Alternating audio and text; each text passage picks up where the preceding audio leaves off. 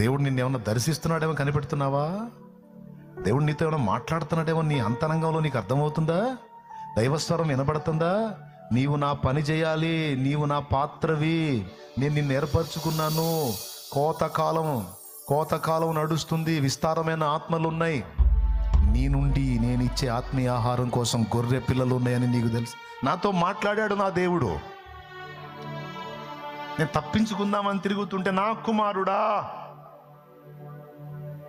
నీ నుండి నేను ఇచ్చే మేత కొరకు గొర్రె పిల్లలు ఉన్నాయి అన్నాడంటే అర్థం ఏంటి తెలుసా? నువ్వు రక్షించాల్సిన ఆత్మలు ఉన్నాయిరా, లోబడిరా.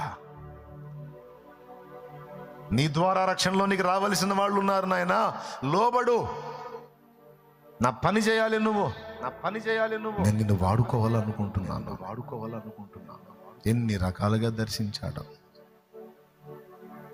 ఇన్ని విని కూడా తప్పించుకుపోతుంటే, పని చేసే సామాగ్రి తీసుకొని నేను వెళ్తుంటే టీవీలో నుంచి వాయిస్ వినపడుతుంది. అంటే ఎట్లనన్నా దేవుణ్ణి తప్పించుకుపోదామని యోనాలాగా ట్రై చేస్తే, భుక్తిని వేటాడు శ్రమను ఇక మానండి, ముక్తిని వేటాడు యుక్తి నేర్పుతాను రండి. భుక్తిని వేటాడు శ్రమను ఇక మానండి, ముక్తిని వేటాడు యుక్తి నేర్పుతాను రండి. ఓ పేతురు, ఓ యోహాను, ఓ యాకోబులారా, నా అడుగుల జాడబట్టి నడువగరారా. అప్పుడు నాకు అర్థం కాదా? ఇక మరి కరెక్ట్గా నేను అప్పుడు వెళ్తున్నప్పుడు, నేను అలా డిసైడ్ అయ్యి వెళుతున్నప్పుడు అదే ఎందుకు వినపడాలి నాకు?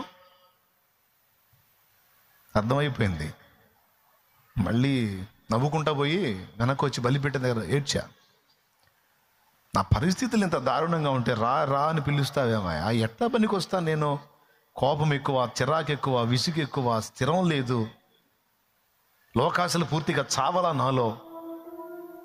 నన్ను పిలుస్తున్నావు నువ్వు, నీ పరువు పోయిద్ది, పనికిరాను నేను నీకు. నాయనా, యోగ్యులైన వారిని వెతుక్కోయ్యా, నేను అయోగ్యుడినయ్యా.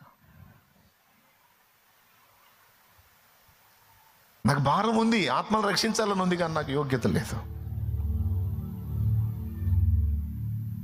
ఆయన వదల్లా. ఆయన రూట్లో ఆయన వచ్చాడు, నేను ఆయన రూట్లోకి రావాల్సి వచ్చింది. మరి మనుషులంగా ఒక పట్టాను వినంగా, యెరూషలేమా యెరూషలేమా, ప్రభువు నిన్ను దర్శించిన కాలం నువ్వు ఎరగట్లేదు అంటున్నాడు ఆయన.